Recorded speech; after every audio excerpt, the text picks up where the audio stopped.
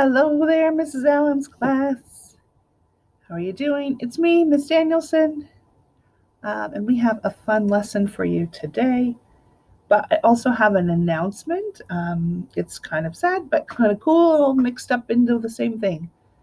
So, the cool part is you are going to be the very first class at Endeavor to come or to have the new art teacher come and work with you next week. You're the first. How exciting is that?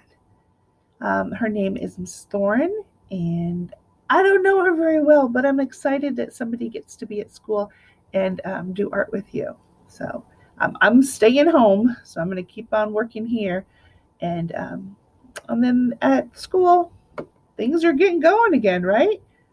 Some of you have been there for months, and you're like, "Come on, everybody, we missed you. Come back to school." So that's going to start happening next week, which is exciting. I bet you have some cool stories you can share, and probably you can help people out when they're like, some of the kids who aren't used to wearing masks all day, and you guys have been doing that and reminding them how to wash their hands and stay 6 feet apart from each other. So you will be kind of the leaders of the school because you've been doing this. The sad part is I won't be there, but I'm trying not to focus on the sad part, okay? All right, so you know your theme this week, and it's kindness, which is such a beautiful theme. If you remember a couple of weeks ago, a fifth grader named Chloe, she gave us a challenge. It was a kindness challenge where we were to make something for someone else and give it as a gift. And I hope some of you got to do that. Today is another way of showing kindness in our art. So we've got some things to look at and a book to read, and then we'll do some drawing together. Okay, and the drawing is based on the book. And if you want to end up giving this drawing away, you certainly can. It's completely up to you to decide what to do with your art. Okay, regular, repeat after me. Here we go. I am an artist. I am a creator of ideas and a solver of problems. Sometimes the problems are on my paper. Sometimes they're with my neighbor. Sometimes they're inside of myself. But I know I can solve problems because mistakes are opportunities to learn and grow. And I am proud to be an artist. And I am proud of you. Okay, what's new for today? Ah, kind people are my kind of people. That's you. You are kind people. The artist that created this is someone named Peter Reynolds. And Peter Reynolds is actually an author and an illustrator. So he writes books and creates the pictures in the books. He created this picture, and I saw it when I was thinking, okay, kindness. Let me see what kind of art is out there that I already love that's about kindness. And I saw this creation by Peter Reynolds, and then I went, wait, he has illustrated some books with an author that I think would be perfect for this week. And one of them is called I Am Love. Oops, let me get myself out of the way. I'm blocking this book. And the book was written by Susan Verde, and then the art was created by Peter Reynolds. And they have a few books together. So if you've seen this book and you think, wait, I thought it was called I Am Peace, it's probably true. You've seen that book. It's another beautiful book too, also. But this one is called I Am Love. It's a book of compassion. Compassion, that might be a new word. We can talk about that. And kindness. So let's get going. Let's hear about this book.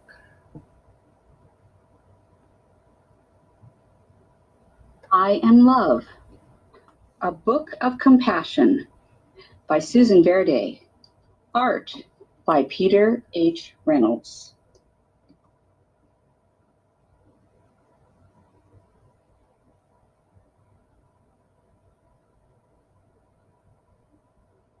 This book is my love letter to the world, as each one of us is worthy of love in all its forms and expressions, and we are all capable of adding light to the world when we listen to our hearts and choose love. Love, SV. Yes, Susan Verde. To my mother, Hazel Reynolds, the Queen of Love. PHR. That's Peter H. Reynolds. When I see someone going through a storm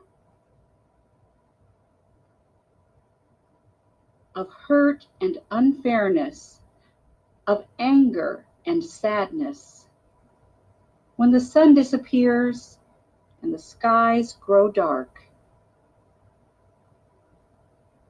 and I see there is fear, I ask myself, what can I do to help let the light back in?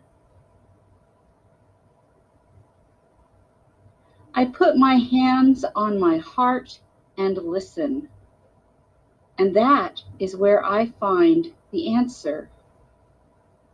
I have compassion. I act with tenderness. I am love.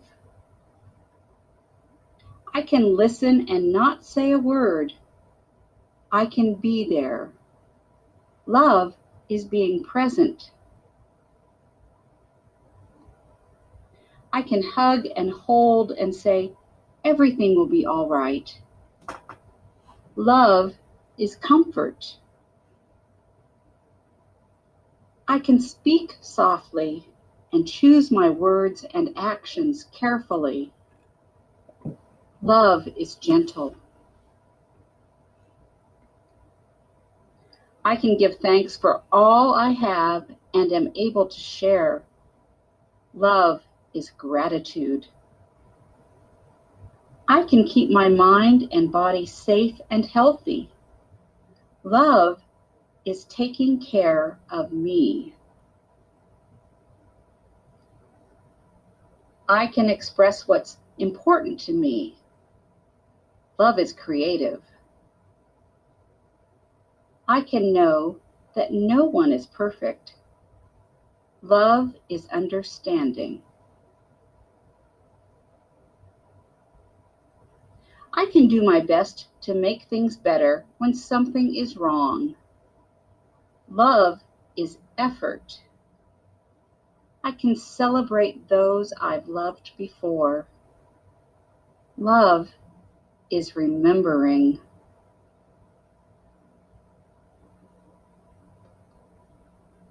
I can find goodness in a kind word, a helping hand, or a shared smile. Love is tiny gestures.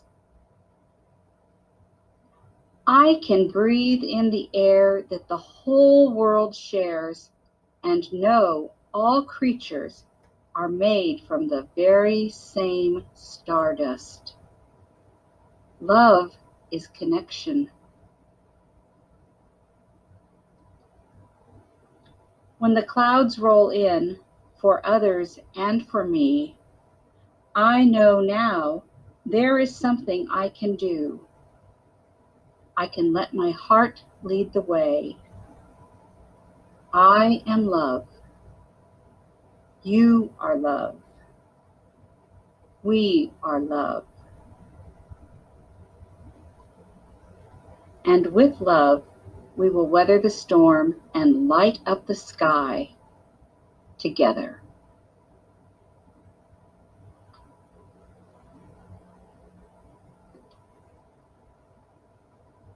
Love that book. I love it. I love it. At the very end, they give you some yoga poses if you saw that. The author is also a yoga teacher, which is kind of cool. She writes stories and loves to exercise with yoga. Okay, so that was a great book. It talked about so much about how we can listen to others, and that's a way of showing love or being kind. We can do for others. We can just be present for others. We can send love out into the world. That's another way of being kindness or being kind.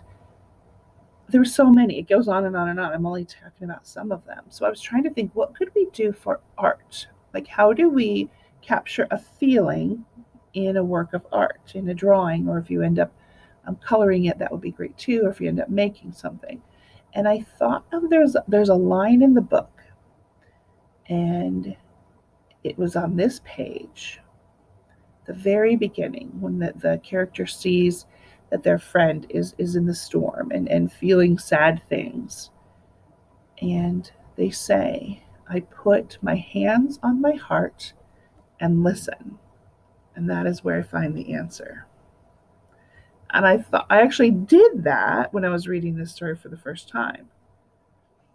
And it makes sense to me too, because we think about our heart, not not the heart like it's on my shirt. I wore this just for you.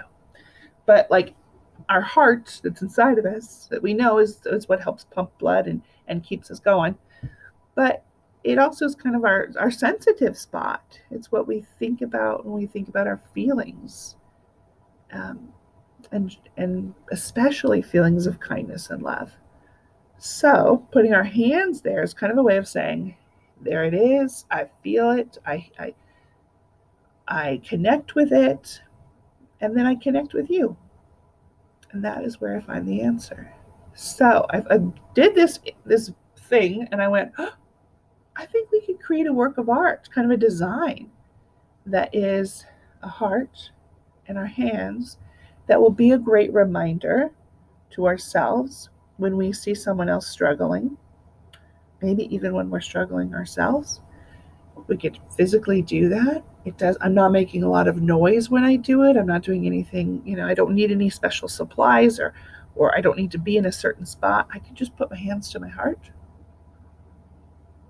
And maybe I just wish them well. But maybe I can connect and realize I could do more. So I'm getting a little fluffy right there. Here's what we're doing, you guys. I'm emotional today. Okay. We're going to work on drawing a heart.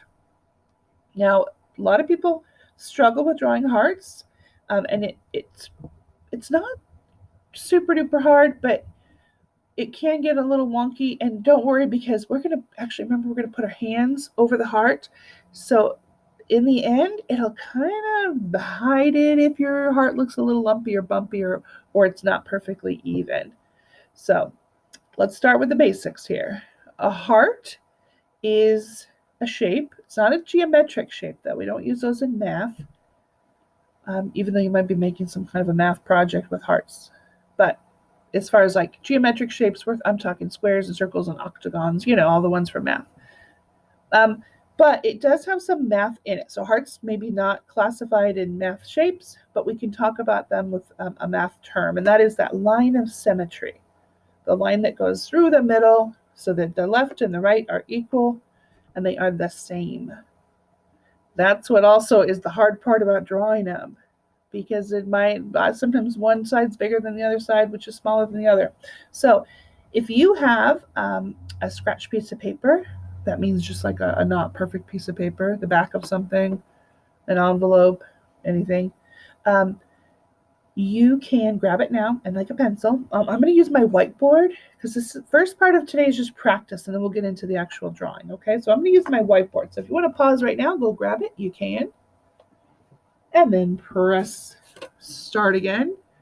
And I'll be sitting here waiting for you and ready to practice hearts. Let's practice first, okay? All right, here we go. You got what you need? Or you can watch this now and then do it later if you want to do that too. This is always a hard part. Do you think I can do this upside down? I'm going to give it a try. You know what I'm going to do? I'm going to see if I can't make this bigger. Whoa, hello. There we go. Now I can see you and you can see me. Oh, I can't see you. I keep wishing that would happen. Okay, so I'm right-handed. I'm going to start on the right side of my heart and do that first. If I want to draw a big one, I can. If you want to draw a little one, you can, because you're just practicing right now. So how does it start? We start in the middle part. That's this part. The what am I calling that? It's not the pokey part because that's the pokey part, but that's kind of the pokey part too. There's kind of two pokey parts on a heart, isn't there? I'm going to start there, and I know where I'm going, and I'm going to try to hit directly below that. Oh, you can't see. Sorry. That's not directly below it. See, I told you, hearts sometimes aren't perfect, and that's okay. So I am going to start here, and I'm going to curve up and then come down. Now, I didn't actually draw that time, did I?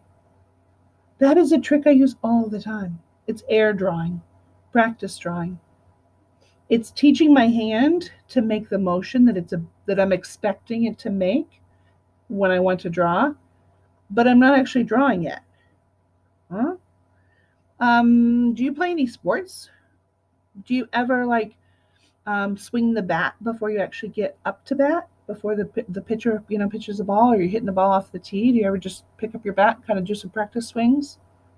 It's the same thing as this. It's the same thing as this. Even like I see that with free throw shooters in basketball. They know they're about to shoot the ball, but they stand on the line and they just do a couple practices. The ball's not even in their hands. They're just teaching their body what to do. That's what I just did. So now I'm going to curve up, come down, and I'll do it for real this time. I'm going to curve up and then come down, woo, and try to hit that. Ooh, I got a little weird. It got a little lumpy right there, didn't it? Hey, does that look like an ear to you? If I want to fix that, I could erase it and fix it. I'm not going to. This is just practice. Now the second part. We're going to start in the same spot, but we're going to go the opposite way. I'm going to try to have it be as tall as the other side. I'm going to have it try to be as pointy as the other side. I might even try to put that lump in there to match. Because remember, symmetry is the same. Oh, we'll see if I can do it. I'm going to come up, curve around, and bring it down.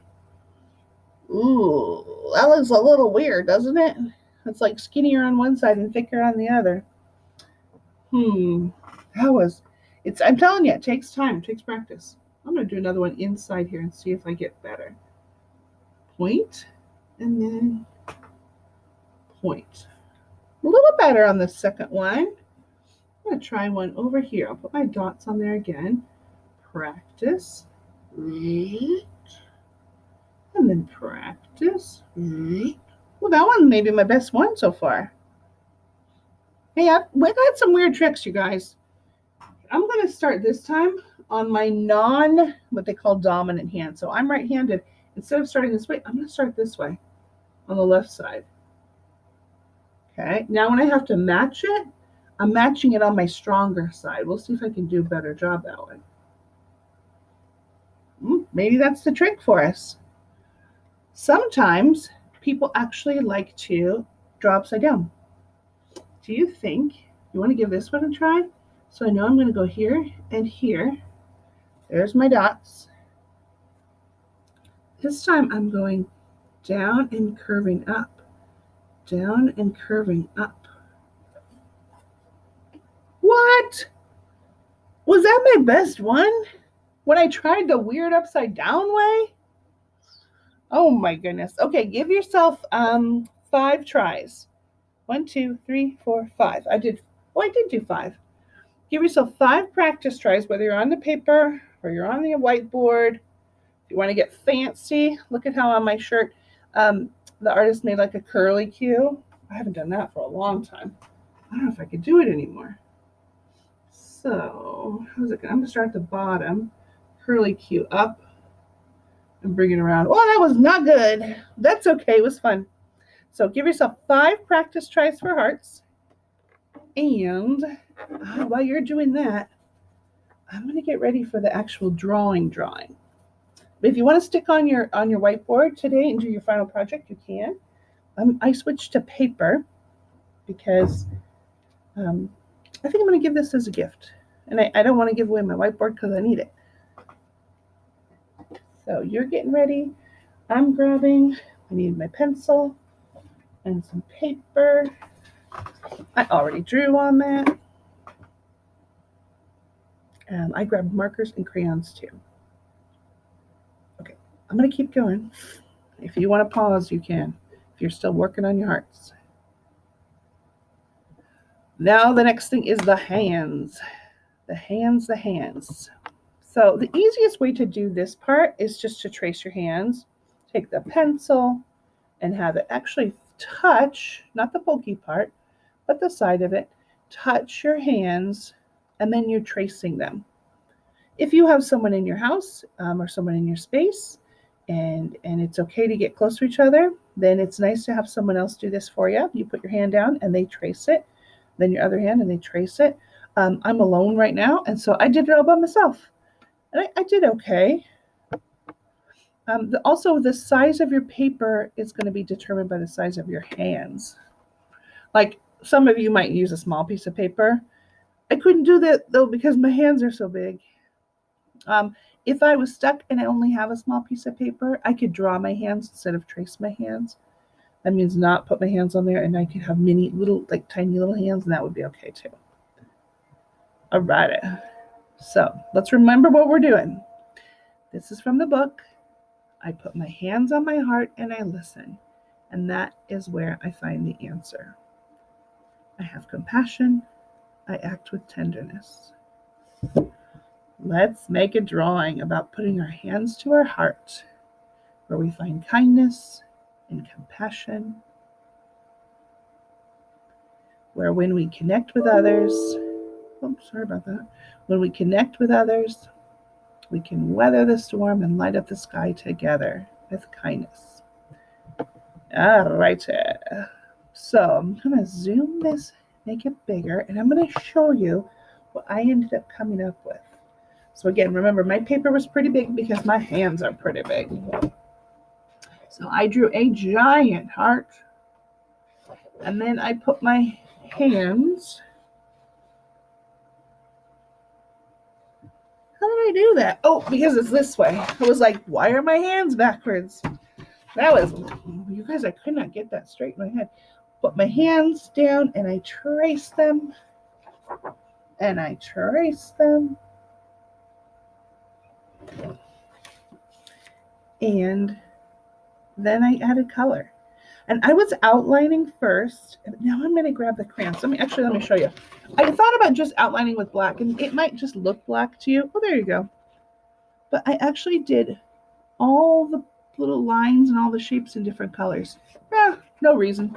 Just because I thought it would be fun. And now I'm going to color. So I'm going to hit pause for a second. If you would like to get your paper, start with your heart first. Put your hand in your hand, and then, well, just one hand at a time, right? Trace it with your pencil. Pick that up. Other hand. This means you're drawing with your other hand, and it's a little bit hard. Trace it, or have a buddy trace it, if it's okay. If they are your socially distant buddy.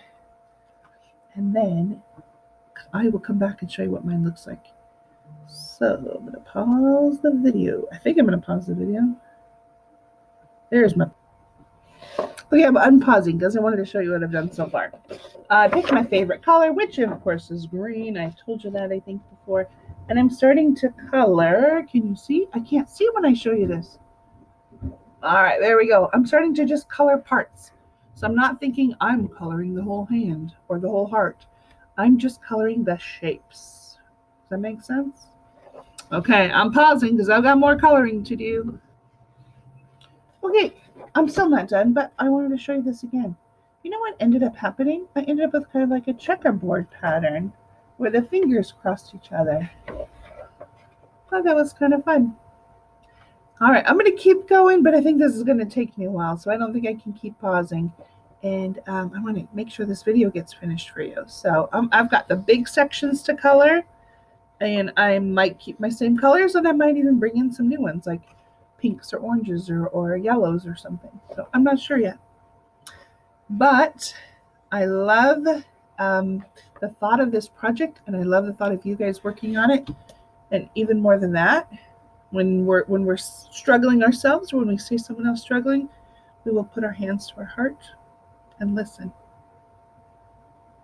This is Alan's class. I wish you well, and I cannot wait to see what you come up with. So remember, you can always email me pictures of what you make or just to say hello. Okay, take care.